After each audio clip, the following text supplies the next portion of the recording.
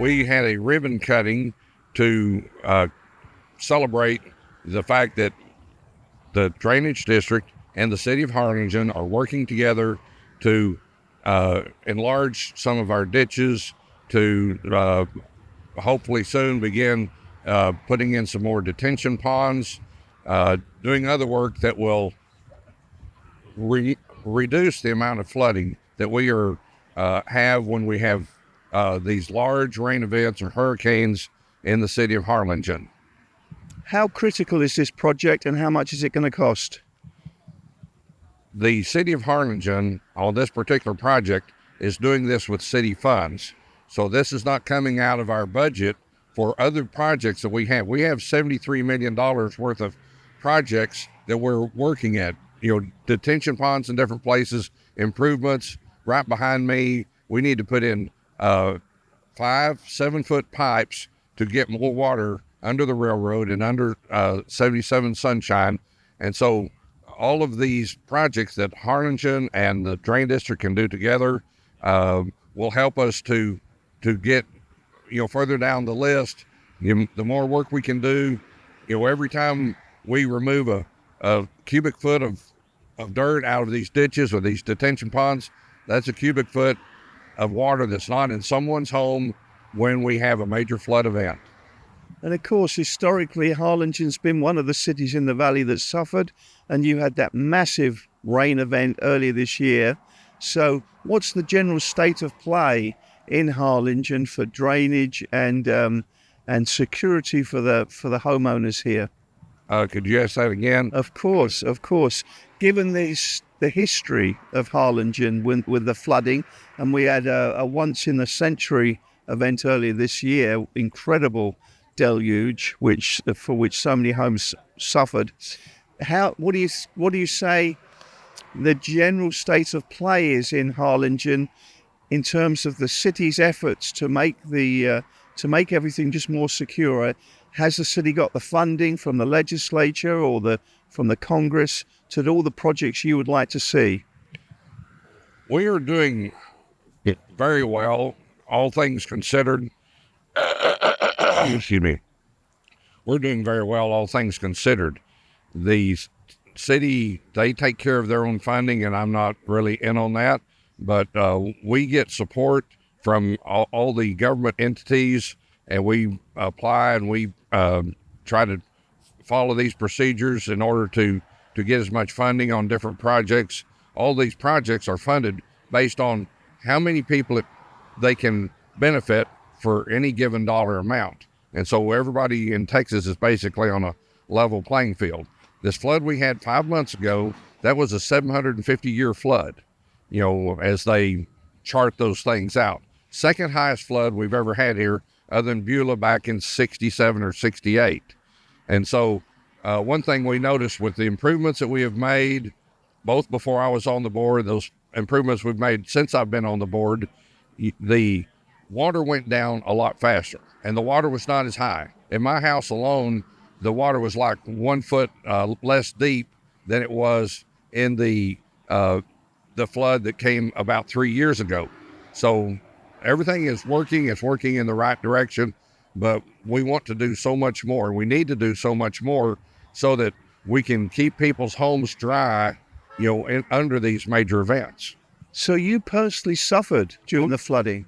Yes, my home has flooded 4 times, since I've lived here in the valley about 40 years, and so that's part of living in a flat, area. Our slope here is 1 foot per mile. And so when it rains here, it takes a long time for it to leave. And the only way to improve that immediately when the floods hit is to make wider ditches and these retention ponds so the water runs in there, and then it has a week or so to make it out to the coast. So the fact that you've been flooded 4 times, does that explain why you're so keen to be on the board of CCDD5? Well, they came to me and they asked me to do this. I was happy to do that. I had farmed. We had done a lot of irrigation control, flood control, and things like that in farming. So with a background in construction and all this, I was more than happy to to come and help.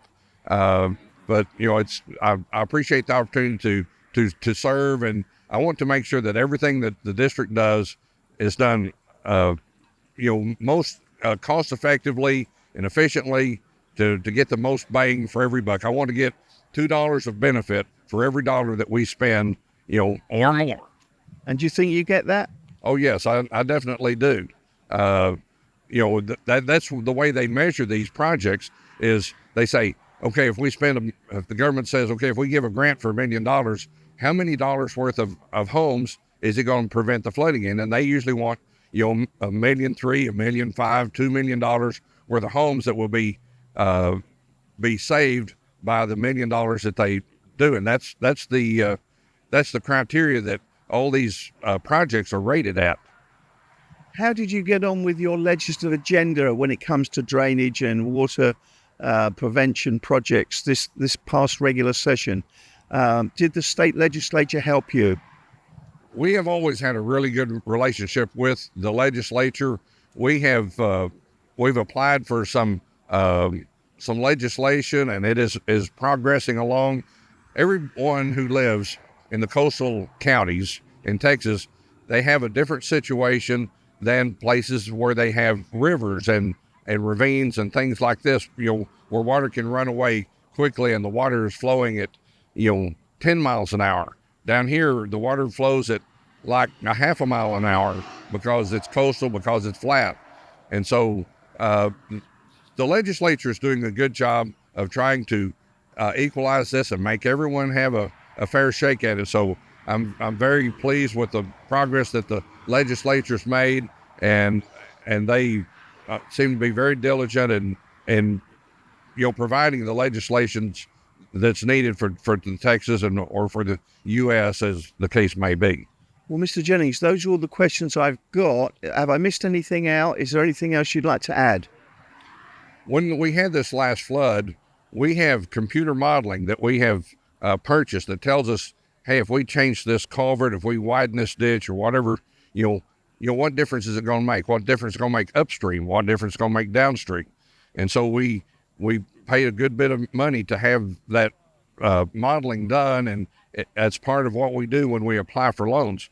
When we had this 750-year flood 5 months ago, we went out and we took measurements of all the elevations of the water and all the locations and tuned up our computer modeling so that we have the most effective, most efficient, most accurate computer modeling that we can have, so that we can do the most good with every dollar we spend.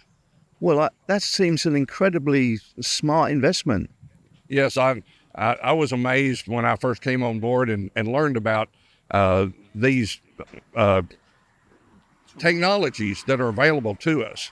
But it's important. We use drones to fly to make sure that we can see all of these things. We can see before flood effects and after flood effects, and so that we have everything ready, because you never know what day a flood is going to come. We have to be ready all the time, and we try to stay vigilant and make sure that there's no refuse or growth or anything else in our ditches, but that they're ready to go no matter when the rain comes.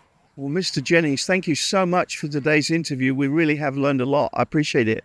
Thank you very much. I appreciate your work too.